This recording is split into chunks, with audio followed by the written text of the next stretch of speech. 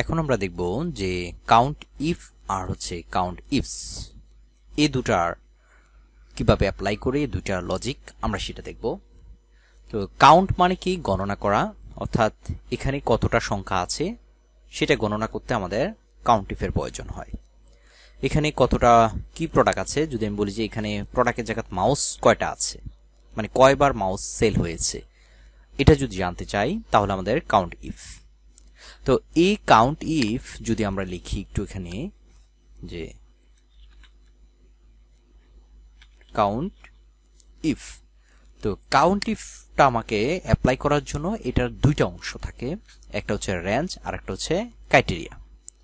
দেখুন রেঞ্জ মানে আমি বলেছি আমার পূর্বের যে সাম ইফের ভিডিওটাতেও যে রেঞ্জ মানে হচ্ছে আপনি কতটুকু জায়গার মধ্যে, দেখুন কতটুকু জায়গার মধ্যে খুঁজবেন, এটা হচ্ছে রেঞ্জ। আর কি খুঁজবেন অর্থাৎ কি গণনা করতে চাচ্ছেন সেটা হচ্ছে ক্রাইটেরিয়া। তা আমি এখানে চাইতেছি যে এই অংশের ভিতরে জামাল কতজন আছে, জামালের নামটা কয়বার আছে সেটা যদি দেখতে চাই তাহলে এই সেলের ভিতর অর্থাৎ এই কলামের ভেতর, এই কলামের ভেতর, তো আমি এই কলামটাকে প্রথমে সিলেক্ট করব, অর্থাৎ এই রেঞ্জটাকে সিলেক্ট করলাম। এখন যদি আমরা কমা দেই, কমা দেওয়ার হচ্ছে ক্রাইটেরিয়া, কি গণনা করব, আমি চাচ্ছি এই যে জামালের নামটা, এই জামালের নামটা আমি গণনা করব। তো দেখুন এখানে জামালের নাম আছে 4 বার, তো আমরা দেখি তো একটু হয়েছে কিনা, 1 2 3 4, অর্থাৎ এই কলামের ভিতর জামালের নামটা আছে 4 বার। এখন যদি আমি এটাকে যদি আমি দেখি যে এখানে রাকিবের নাম কয়বার আছে, রাকিবের নামও আছে কিন্তু 4 বার। এখন যদি দেখি আমাদের মিতুর নাম কয়বার আছে, অর্থাৎ প্রত্যেকের নামই এখানে 4 বার আসছে। ঠিক আছে, যদি আমি এটা উঠিয়ে দিই, দেখুন আমি এটা উঠিয়ে দিলাম, এটাকে যদি ডিলিট করে দিই, এখন দেখেন আমি যদি আবার এটাকে মিতু দেই, এখন দেখুন হয়ে গেছে কিন্তু 3 বার আছে। তো আবার যদি আরেকটা দেখি যে এই সেলটাকে, অর্থাৎ এই সেলের ভিতর যার নাম থাকবে তার নামটা কতবার আছে সেটা দেখতে চাই, তাহলে যেখানে দেখতে চাই সেখানে কিন্তু আমরা ক্লিক করে আমরা সূত্রটা অ্যাপ্লাই করব। তো আমরা সূত্রটা কি করব, কাউন্ট ইফ লিখলাম, লেখার পরে আমরা এই ফাংশনেও চলে যেতে পারি অথবা এখান থেকেও কিন্তু লিখতে পারি। যদি এখানে চলে যাই তাহলে এখানে একটা বক্স চলে আসবে, তাহলে হচ্ছে রেঞ্জ কোনটা দেব, রেঞ্জ কিন্তু আমি এটাই দেব, এটা দিলাম রেঞ্জ। তো আপনি চাচ্ছেন যে এখানে কারো নাম উল্লেখ না করে আপনি এই সেলটাকে সিলেক্ট করে দিতে, অর্থাৎ এই সেলের ভিতরে আমি যার নাম লিখব তার সংখ্যাটাই দেখাবে, তাহলে এই সেলটাকে ক্রাইটেরিয়ার ভিতরে আপনি দিয়ে দেন, তাহলে শুধু এই সেলের ভিতর যার নাম আসবে সে কতবার আছে তার নামটা দেখাবে। আর যদি এখান থেকে কারো নাম সিলেক্ট করেন এই ক্রাইটেরিয়ার ভিতরে, তাহলে শুধুমাত্র তার নাম ছাড়া কিন্তু তার নামের সংখ্যাটাই আসবে, অন্য কারোর নামের কিন্তু সংখ্যাটা আসবে না। ব্যাপারটা আমি আরো ক্লিয়ার করছি। মনে করেন যে আমি এখানে শুধুমাত্র রাকিবকে সিলেক্ট করলাম, যে এই সেলের ভিতর যার আছে সিলেক্ট করলাম, তাহলে দেখুন কত দেখা যায় 4। এখানে যদি আমি লিখি জামাল,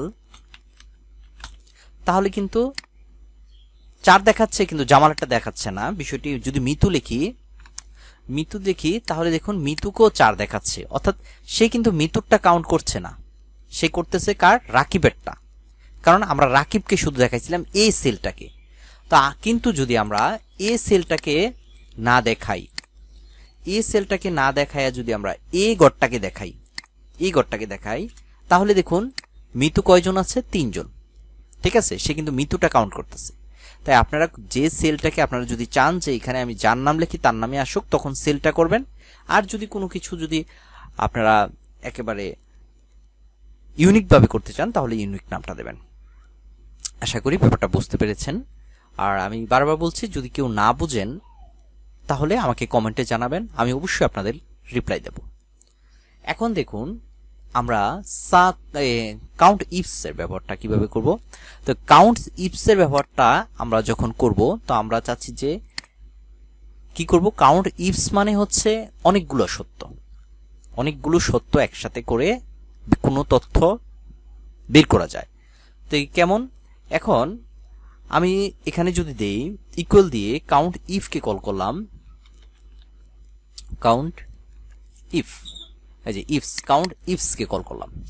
এখন কাউন্ট ইফসের তিনটা পার্ট, একটা হচ্ছে ক্রাইটেরিয়া রেঞ্জ 1 আর একটা হচ্ছে ক্রাইটেরিয়া। যদি এটাতে দিই আমি, দেখুন দুইটা পার্টস, একটা হচ্ছে ক্রাইটেরিয়া রেঞ্জ, অর্থাৎ ক্রাইটেরিয়া রেঞ্জটা আপনি কোত্থেকে খুঁজবেন। তো আমি এখন চাচ্ছি যে রাকিব, অর্থাৎ এখানে দেখুন রাকিব ঢাকারও আছে, রাকিব ফেনীরও আছে, রাকিব আবার মাউস বিক্রি করেছে, রাকিব আবার কি বিক্রি করেছে, কিবোর্ড বিক্রি করেছে। তো আমি চাচ্ছি যে আমি যদি দেই যে রাকিব ফেনীর কিবোর্ড কতটা বিক্রি করেছে সেটা আমাকে দেখাও, তখন সেইখান থেকে কিন্তু দেখাবে যে কয়বার বিক্রি করছে ফেনীতে। তো এটা যদি আমি দেই, আমি একটু নামগুলা ফেনী কিবোর্ড, এখানেও আমি মিতু দিলাম।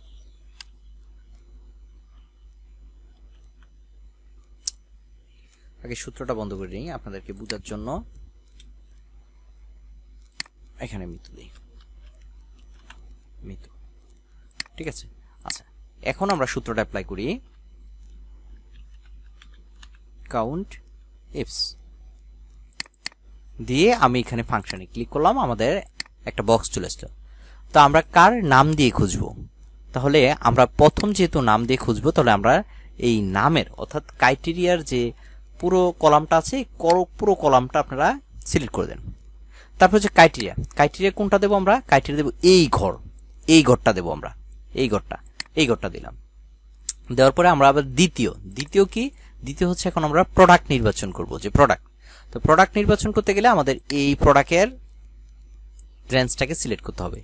তারপর এখন ক্রাইটেরিয়া কোনটা, ক্রাইটেরিয়া হবে আমাদের এই প্রোডাক্ট, অর্থাৎ এই সেলে যে প্রোডাক্ট লিখবো সেটাই তুমি গণনা করবে।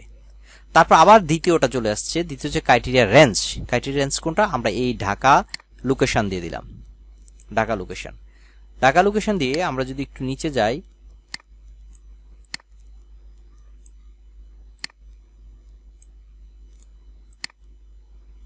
এটাকে খুব ধীরে ধীরে করতে হয়,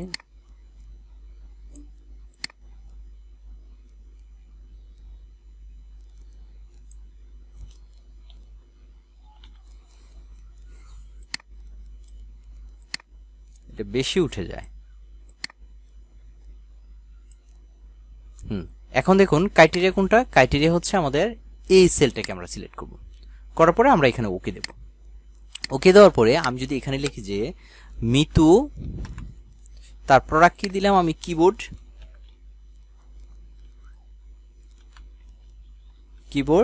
আর লোকেশন দিলাম কোনটা, লোকেশন দিলাম ফেনী। এখন যদি আমি দেই, দেখুন মিতু কিবোর্ড বিক্রি করেছে ফেনীতে 2 বার।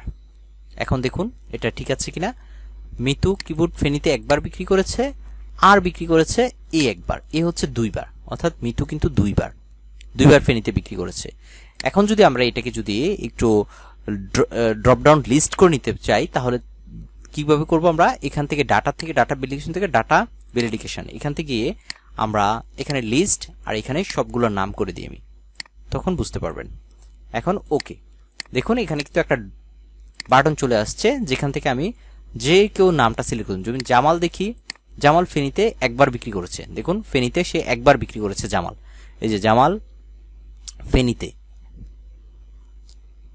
এই যে জামাল কিবোর্ড বিক্রি করছে ফেনীতে 1 বার। তো আমরা এভাবে চাইলে প্রোডাক্টের গুলাকে লিস্ট করে নিতে পারি। তো লিস্ট করার জন্য আমাদের কিন্তু ডাটা ভ্যালিডেশনে যেতে হবে, গিয়ে এখান থেকে ইনিট থেকে লিস্টে থেকে সোর্সটা কোথা থেকে খুঁজবে, সে এই যে প্রোডাক্ট এখান থেকে খুঁজবে এই পর্যন্ত। তারপর হচ্ছে ওকে, দ্বিতীয়টা লোকেশনটাকে আমরা লিস্ট করে দিচ্ছি, তাহলে ইনিট থেকে লিস্টে থেকে হচ্ছে আমাদের সোর্স অপশনে গিয়ে সোর্স করব, এইটুক জায়গা করে দেব। করে দেওয়ার পরে এখন যদি দেখেন আমি জামালের জায়গা যদি দিলাম রাকিব কিবোর্ড বিক্রি করছে কোথায়, এখন আমি যদি ঢাকাতে দেখি, দেখুন সে রাকিব ঢাকাতে কোনো কিবোর্ড বিক্রি করে নাই। যদি দেখি যে রাকিব ফেনীতে বিক্রি করছে নি, ফেনীতেও বিক্রি করে নাই। যদি দেখি যে কুমিল্লাতে বিক্রি করছে নি, কুমিল্লাতেও বিক্রি করে নাই, অর্থাৎ রাকিব কোথাও কিবোর্ড বিক্রি করে নাই। যদি কিবোর্ডের প্রোডাক্টটা ছেড়ে যদি মাউস দেই, মাউসও বিক্রি করে নাই কুমিল্লাতে, ঠিক আছে। ল্যাপটপ দেই, দেখুন কুমিল্লাতে সে একটা ল্যাপটপ বিক্রি করেছে রাকিব। যদি আমরা দেখি যে রাকিব কুমিল্লাতে, এই যে রাকিব কুমিল্লাতে কিন্তু ল্যাপটপ একটা বিক্রি করছে, অর্থাৎ 1 বার বিক্রি করেছে, এখানে কিন্তু চলে আসছে। তাই কাউন্ট ইফ, আশা করি কাউন্ট ইফ এবং কাউন্ট ইফসের মধ্যে যেই পার্থক্য সেটা বুঝতে পেরেছেন। কাউন্ট ইফ হচ্ছে একটাই শুধু সত্য থাকবে, আর কাউন্ট ইফসের মধ্যে আমরা একাধিক সত্য ব্যবহার করতে পারি। তবে এটা বিশেষভাবে মনে রাখবেন যে যে কোনো ক্ষেত্রে যে একটা সূত্রের কয়টা অংশ থাকে, অর্থাৎ যেই সূত্রটা আপনি অ্যাপ্লাই করবেন সেই সূত্রটার কয়টা অংশ থাকে। আমরা কাউন্টের ক্ষেত্রে দেখতে চাই সেই অংশটা দুইটা অংশ থাকে। একটা হচ্ছে প্রথম যেটা রেঞ্জ কথাটা মানে হচ্ছে কতটুকুর মধ্যে খুঁজবেন, তারপর কমা দিয়ে কি গণনা করবেন অর্থাৎ কি খুঁজবেন সেই জিনিসটা আপনাকে সিলেক্ট করে দিতে হবে, বা কোন সেলটা থেকে আপনি খুঁজবেন সেই সেলটা আপনাকে সিলেক্ট করে দিতে হবে। আশা করি ব্যাপারটা আপনারা বুঝতে পেরেছেন। আর যদি কোনো কিছু বুঝতে অসুবিধা হয় তাহলে অবশ্যই কমেন্টে জানাবেন, আমি আপনাদের রিপ্লাই দেব। তো এবারে আমরা দেখব যে ম্যাক্স, মিন, লার্জ এবং স্মল এগুলোর মধ্যে পার্থক্য। ম্যাক্স বলতে বোঝাচ্ছি আমরা সর্বোচ্চ, অর্থাৎ আমরা জেনারেলি ভাবে যেটা বুঝি যে ম্যাক্সিমাম, মিনিমাম, সেটা কিন্তু এই দুইটা দ্বারা বোঝায়। কিন্তু যদি লার্জ বলি সেটা কিন্তু আবার একটু ভিন্ন বোঝায়। লার্জ মানে কিন্তু এখানে যে বড়, সবার চেয়ে বড়টা আসবে এমনটা নয়। আবার স্মল মানে যে এখান থেকে সবচেয়ে ছোটটা আসবে সেটা কিন্তু নয়। এটার মধ্যে অবশ্যই একটু ডিফারেন্স আছে। তা না হলে চারটা সূত্র মিনিং একই হওয়া সত্ত্বে যদি হতো তাহলে কিন্তু চারটা সূত্র রাখলো, নইলে দুইটাই রাখলো। তো আমরা একটু এবারের পর্বে আমরা দেখব যে ম্যাক্স, মিন এবং লার্জ এবং স্মল কিভাবে কাজ করে।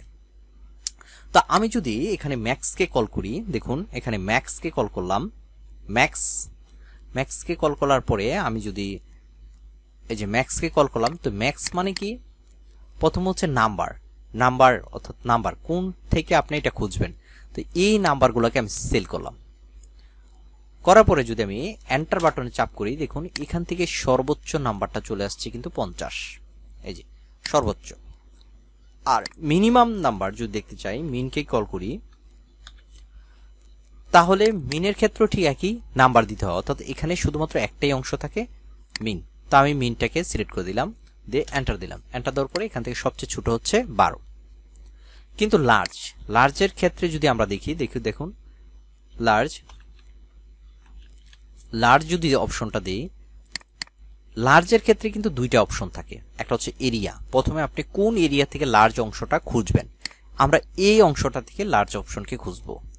এখন দেখুন কমা দেওয়ার পরে কে আছে, কে দিয়া কি বোঝায়, কে দিয়া হচ্ছে তম বোঝায়। কে দেওয়ার হচ্ছে তম, অর্থাৎ আপনি কততমটা চাচ্ছেন, এখান থেকে সবচেয়ে বড়টা চাচ্ছেন, প্রথমতম নাকি দ্বিতীয়তম নাকি তৃতীয়তম। তো আমি যদি এখান থেকে প্রথম দেই তাহলে 1 দেব, যে 1 দেওয়ার পরে এন্টার দিলে দেখুন 50। কিন্তু এই সেলে দেখুন আবার আমি করলাম, এই সেলে করলাম ইকুয়াল দেওয়ার পরে আমি লার্জ অপশনটা দিলাম। লার্জ অপশনটা দেওয়ার পরে আমি কি করলাম, এখান থেকে এরিয়াটা নিয়ে, প্রথম হচ্ছে এরিয়া হচ্ছে যতটুকু জায়গার মধ্যে আপনি খুঁজবেন, এরিয়াটা। তারপর হচ্ছে আমি কততম খুঁজবো, যেমন আমি এখন খুঁজি যে এই এরিয়ার মধ্যে যেটা দ্বিতীয় পর্যায়ে আছে তুমি সেটাকে দেখো, আমি 2 লিখলাম। 2 হচ্ছে দেখুন 48। তার মানে পার্থক্যটা নিশ্চয়ই বুঝতে পারছেন লার্জ এবং ম্যাক্সের মধ্যে। অর্থাৎ লার্জ দিয়ে আমরা তম নির্বাচন করতে পারবো, যে কততম আছে, কততম, দ্বিতীয় নাকি তৃতীয় নাকি চতুর্থ, এটা কিন্তু আমরা লার্জ দিয়ে করতে পারবো। তো এখন দেখুন আমরা যদি এটা করি স্মলকে কিভাবে করলাম, স্মল কল করলো আমরা ইকুয়াল দেব, যে কোনো আমরা জানি যে কোনো সূত্র প্রয়োগ করার জন্য প্রথমে ইকুয়াল দিতে হয়, ইকুয়াল দিয়ে স্মল। এখন আমরা কি করব, স্মলের ক্ষেত্রে আমরা স্মলটাকে সিলেক্ট করি, সিলেক্ট করার পরে প্রথম হচ্ছে এরিয়া। তো আমি এরিয়াটা নির্বাচন করে দেই, এ হলো এরিয়া। তারপর কমা দিলাম, কমা দেওয়ার পর হচ্ছে কে দেওয়া হচ্ছে তম। তো আমি যদি সবচেয়ে ছোটটা দিই তাহলে কি প্রথম, তো আমি প্রথমটা দিলে দেখুন সবচেয়ে এখানে ছোট সংখ্যা হচ্ছে 12। তো আমি যদি আবার দ্বিতীয় সেলে আইসা দিই ইকুয়াল স্মল, এখন যদি আমি এরিয়া নির্বাচন করতে বলছে, আমাকে এরিয়াটা নির্বাচন করলাম, কমা, তারপর বলছে কে দেওয়া হচ্ছে তম। এখন আমি চাই তৃতীয়তমটা, সবচেয়ে তৃতীয়, ছোটর দিক দিয়ে তৃতীয়টা দেখার। তো তৃতীয়টা হচ্ছে 16।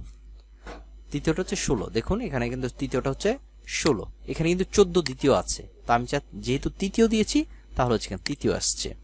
তো আশা করি আপনারা ব্যাপারটা বুঝতে পেরেছেন যে এটা কিভাবে আমরা ম্যাক্স, মিন এবং লার্জ এবং স্মলটা কিভাবে ইউজ করব।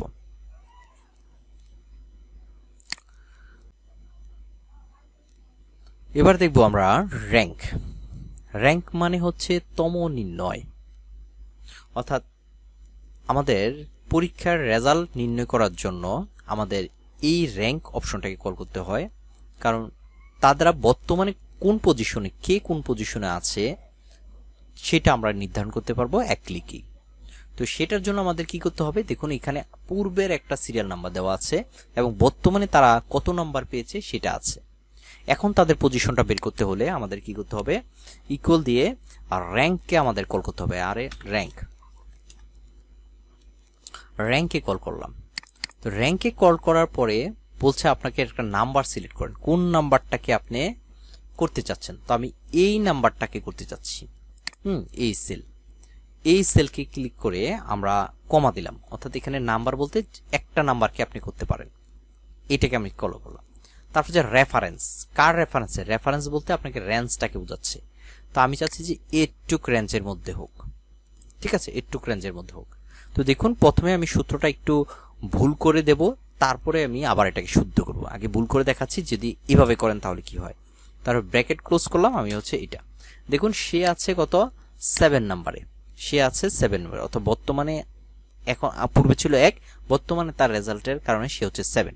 তো যদি আমি এটাকে যদি একবার সিলেক্ট করে দিই, সবটা সূত্র কিন্তু কার্যকর হচ্ছে না, কারণ দেখা গেছে যে এখানে হচ্ছে 2, এখানে হচ্ছে 2, তারপর হচ্ছে এখানে হচ্ছে 4, 2 হচ্ছে 2 বার, এখানে হচ্ছে 4 হচ্ছে 2 বার।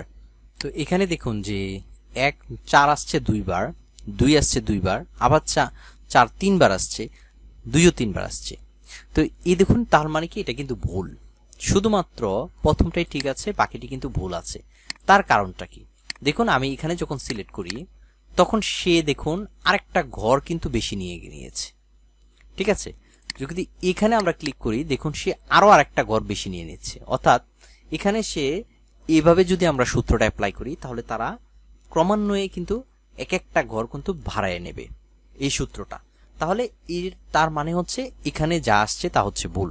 তো এটাকে সঠিক করার জন্য আপনি কি করতে পারবেন, সেটাকে সঠিক করার জন্য আপনাকে কি করতে হবে, এই যে র্যাঙ্কের আমাদের এই ঘরটাকে, অর্থাৎ আমরা চাচ্ছি যে এখান থেকে এই পজিশন ঘরটাকে আমরা ব্লক করে দেব, তার মানে এটাকে আমরা কিন্তু ব্লক করে দেব। তো এটাকে ব্লক করলে দিলে আমাদের কি হবে, শুধুমাত্র এই প্রথম সেলটা শুধুমাত্র পরিবর্তন হবে সূত্রের ভিতরে, আর এটা কিন্তু লক থাকবে। তো এটাকে লক করার জন্য আপনারা কিবোর্ড থেকে F4 অর্থাৎ ফাংশন F4 ক্লিক করবেন, এটাও ক্লিক করবেন, আবার এটাকে সিলেক্ট করে ক্লিক করবেন।